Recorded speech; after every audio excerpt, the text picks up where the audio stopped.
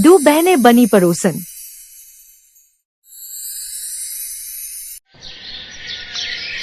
काजल और सुमन दोनों बहनें थी। काजल की शादी हो चुकी थी, लेकिन सुमन के लिए अभी लड़का देखा जा रहा था। काजल जहां अपनी ससुराल में खुश थी, वहीं सुमन अपने मायके में रहती थी और जॉब करती थी। ऐसे ही एक दिन काजल सुमन से मिलने के लिए अपने मायके आती है और कहती है, काजल, तुझसे पहले ही कहा था कि अगर तुझे कोई अपने लिए लड़का पसंद है तो बता दे, मैं घर वालों से बात कर लूंगी। दीदी, अगर मुझे कोई लड़का पसंद होता तो मैं खुद ही घर वालों से बात कर लेती। आप जानती हैं, वो मना नहीं करती। हाँ, वैसे मेरी सहेली एक रिश्ता बता रही थी, लेकिन मैंने सोचा कि घर वालों से बात करने से पहले एक बार तेरी रजामंदी पूछ लूं। लड़का गांव में रहता है। नहीं नहीं नहीं दीदी, आप तो जानते हो कि मैं गांव में शादी नहीं करने वाली हूँ। कोई शहर का लड़का हो नजर में तो बताना, वरना मेरी तरफ से तो साफ ना है। काजल भी चुप हो जाती है और ऐसे ही कुछ दिन अपने मायके रहकर अपनी ससुराल आ जाती है। ऐसे ही एक दिन काजल को सुबह से उल्टियां हो रही थी। तभी उसकी सास प्रियांजलि ने कहा, बहू, तुझे सुबह से उल्टियां हो रही है, ऐसे तो तेरी तबीयत खराब हो जाएगी। चल, मैं तुझे डॉक्टर के पास लेकर चलती हूँ। नहीं माँ जी, मेरी तबीयत सच में बहुत ज्यादा खराब है और चक्कर भी आ रहे हैं। मुझे नहीं लगता कि मुझ में इतनी हिम्मत है कि मैं डॉक्टर के पास जा पाऊंगी। आप प्लीज किसी डॉक्टर को घर पर ही बुला लीजिए।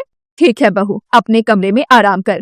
मैं हमारी गली में जो डॉक्टर मिश्रा है उन्हें घर पर लेकर आती हूँ। प्रियांजलि जाती है और डॉक्टर मिश्रा को घर पर लेकर आती है। डॉक्टर मिश्रा अच्छे से काजल का चेकअप करते हैं और कहते हैं, जी देखिए, मुबारक हो, काजल माँ बनने वाली है। इस समय उसका अपना ध्यान रखना बहुत जरूरी है, क्योंकि उसके शरीर में बहुत ज्यादा कमजोरी है। और मैं तो कहता हूँ कि उसे घर का कोई भी काम मत करने दीजिए, जितना हो सके आराम करवाइए। डॉक्टर साहब, आप नहीं जानते आपने मुझे कितनी बड़ी खुशखबरी बताई है। पूरे 27 साल के बाद हमारे घर में ये खुशी आई है।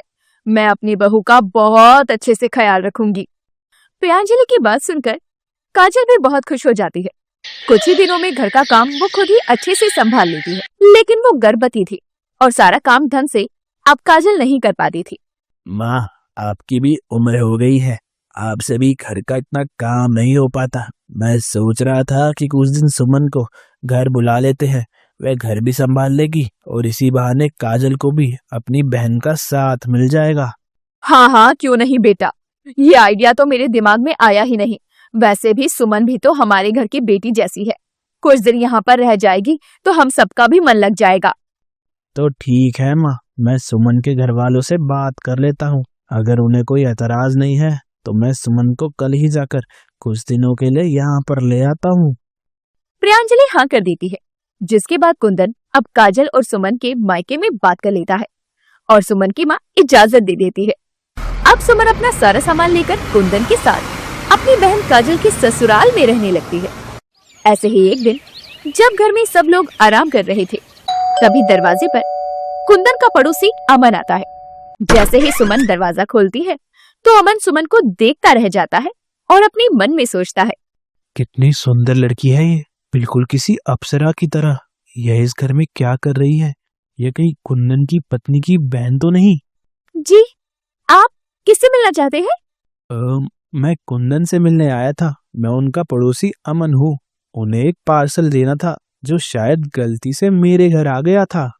अच्छा, आप थोड़ा रुकिए, मैं उन्हें बुलाती हूँ। सुमन दरवाजे से हटकर अंदर की तरफ मुड़ी। अमन अभी भी दरवाजे पर खड़ा था। हाय रे, कितनी प्यारी आवाज है इसकी, ऐसा लग रहा है जैसे कानों में शहद घोल दिया हो।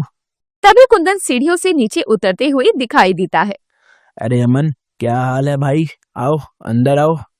अरे नहीं कुंदन, मैं बस यहाँ पार्सल देने आया था। यह तुम्हारे नाम का था, गलती से मेरे पते पर आ गया। अच्छा ठीक है कुंदन, चलता हूँ। अमन तुरंत वहाँ से चला गया, लेकिन उसके कदम तेज नहीं थे। वो धीरे धीरे चल रहा था और बार बार उस घर की तरफ पलटकर देखे जा रहा था जहाँ से सुमन ने दरवाजा खोला था। अपने घर वापस आने के बाद भी अमन के दिमाग में सिर्फ सुमन का चेहरा घूम रहा था। यार, ये लड़की है कौन? कुंदन ने तो कभी इसका जिक्र नहीं किया। अगर ये कुंदन की साली है तो शादीशुदा होगी या शायद। वो तुरंत अपनी माँ के पास गया, जो बरामदे में बैठकर सब्जी काट रही थी। माँ, कुंदन के घर में एक नई लड़की आई है, आपने देखा क्या? हाँ देखा है, बहुत सीधी और सुशील लड़की है। कौन है वो? क्या वे कुंदन की साली है? हाँ वही होगी, कुंदन की पत्नी, काजल की बहन। सुना है काजल की तबीयत ठीक नहीं है, इसीलिए वो कुछ दिनों के लिए यहाँ आई है ताकि घर का काम संभाल सके। वह यहाँ कुछ दिन के लिए आई है? हाँ, जब तक काजल थोड़ी ठीक नहीं हो जाती। बस यही मौका है, यह मेरे पास उस तक पहुंचने का पहला और शायद आखिरी मौका है। इधर कुंदन के घर में सुमन ने कुछ ही दिनों में अपने व्यवहार और काम से सबका दिल जीत लिया था। घर की व्यवस्था एकदम दुरुस्त हो गई थी। काजल भी उसे देखकर बहुत खुश थी। एक शाम प्रियांजलि सुमन को अपने पास बैठाती है।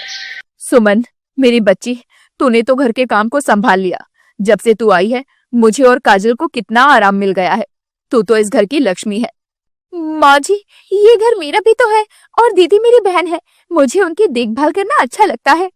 भगवान करे तुझे भी ऐसा ही अच्छा घर और परिवार मिले। कुंदन ने एक दिन मुझे बताया था कि तेरा शहर में शादी करने का सपना भी है। हाँ माँ जी, देख, मुझे शहर गांव से कोई मतलब नहीं, लड़का अच्छा होना चाहिए। और मैं तुझे बता रही हूँ, अगर तेरी शादी हो गई तो तू दूर चली गई तो मुझे तो तेरी बहुत याद आएगी। अगले दिन अमन ने सुमन से बात करने का एक नया बहाना ढूंढा। वो एक किताब लेकर आया और दरवाजा खटखटाया। इस बार भी दरवाजा सुमन ने ही खोला। जी कहिए। नमस्कार, मैं असल में कुंदन को ये किताब देना भूल गया था। उनसे कह देना कि उनकी सबसे पसंदीदा किताब है और वे किसी और को ना दे। सुमन ने किताब ले ली। ठीक है, मैं दे दूंगी। आप कुंदन की साली है ना? हाँ, मेरा नाम सुमन है। मेरा नाम अमन है, हम पड़ोसी हैं। आप बहुत अच्छा काम कर रही हैं। आजकल दीदी की देखभाल ये बहुत अच्छा है। धन्यवाद। मैं चलता हूँ, फिर कभी मिलेंगे। इस छोटी सी बातचीत ने अमन के दिल में उम्मीद जगा दी। अब वो हर रोज कोई ना कोई बहाना बनाकर कुंदन के घर आने लगा। कभी कोई टूल वापस करने, कभी चीनी मांगने, तो कभी बस यूं ही हालचाल पूछने। सुमन को अब अमन की लगातार मौजूदगी कुछ अजीब लगने लगी थी। अमन का रोजाना घर आना जल्दी ही कुंदन और काजल की नजर में भी आ गया। कुंदन, तुम्हें नहीं लगता कि अमन जरूरत से ज्यादा यहाँ आने लगा है? कभी किताब, कभी टूल बॉक्स, कभी सब्जी। हाँ काजल, मुझे भी थोड़ा अजीब लग रहा है। वह पहले तो इतना घुलता मिलता नहीं था। कहीं उसकी दिलचस्पी सुमन में तो नहीं? वो कल दरवाजे पर खड़ा होकर सुमन से बहुत देर तक बातें कर रहा था जब वो पानी का ग्लास देने आई थी। हो सकता है, पर सुमन ने तो गांव की लड़की से मना कर दिया था। शहर का लड़का चाहिए था ना उसे। अमन तो हमारे पड़ोस में ही रहता है। गांव और शहर के बीच की बात हो गई। लेकिन अमन है तो अच्छा लड़का और वो यही शहर में रहता है। वो आर्किटेक्ट है, उसका अपना काम भी अच्छा है। बात तो सही है। चलो पहले सुमन से बात करते हैं। अगर उसे अमन में थोड़ी भी दिलचस्पी है तो हमें तो कोई एतराज नहीं होगा। अमन का परिवार बहुत अच्छा है।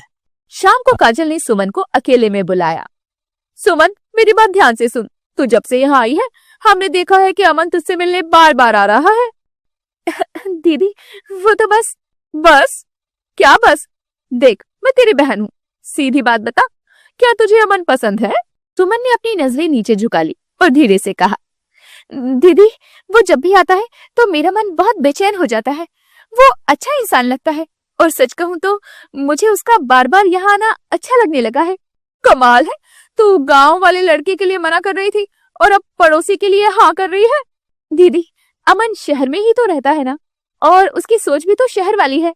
ठीक है, मैं कुंदन से बात करती हूँ। अगर दोनों की तरफ से बात बन जाती है तो तेरी शादी क्यों ना यहीं शहर में मेरे पड़ोस में करवा दे। कुंदन ने काजल से सारी बात सुनकर तुरंत अमन से बात करने का फैसला किया। अगले दिन कुंदन अमन के घर गया। अमन, मैं सीधी बात करता हूँ। मेरी साली सुमन और तुम, मुझे लगता है कि तुम दोनों एक दूसरे में दिलचस्पी रखते हो। हाँ कुंदन, मुझे सुमन पहली नजर में ही बहुत अच्छी लगी थी। मैं उससे शादी करना चाहता हूँ। मुझे पता है तुम अच्छे लड़के हो, हम तुम्हें पसंद करते हैं। मैं तुम्हारे माता पिता से बात करने चाहता हूँ। अरे वाह, ये तो बहुत अच्छी खबर है। माँ बाप को कोई एतराज नहीं होगा, उन्हें भी सुमन बहुत पसंद है। इसके बाद कुंदन ने सुमन के माता पिता को फोन करके सारी बात बताई। उन्हें पता चला कि लड़का शहर का है, आर्किटेक्ट है और अच्छे परिवार से है, तो वो भी खुशी खुशी रिश्ते के लिए मान गए। प्रियांजलि को भी ये रिश्ता बहुत पसंद आया।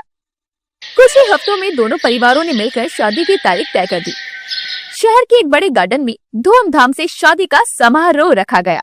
शादी के दिन सुमन ने लाल रंग का खूबसूरत लहंगा पहना। अमन जब बारात लेकर आया तो वो किसी राजकुमार से कम नहीं लग रहा था। जब सुमन और अमन एक दूसरे के बगल में बैठे तो अमन ने धीरे से मुस्कुराकर सुमन के कान में कहा, मैंने तो सिर्फ एक पार्सल देने के बहाने दरवाजा खटखटाया था और आज मुझे जिंदगी का सबसे अनमोल तोहफा मिल गया। मेरा शहर वाला सपना भी तो पूरा हो गया। पंडित जी ने मंत्रों के साथ विवाह की रस्में निभाई। 7 फेरे लेते हुए दोनों ने एक दूसरे का साथ निभाने का वादा किया।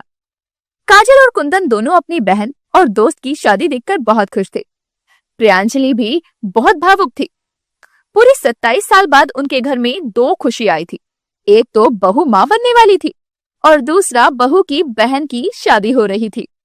सुमन ने गांव में शादी न करने की अपनी शर्त भी पूरी कर ली और काजल की थोड़ी सी पहल ने सुमन को एक नया प्यार भरा घर दे दिया, वो भी उसकी पसंद का।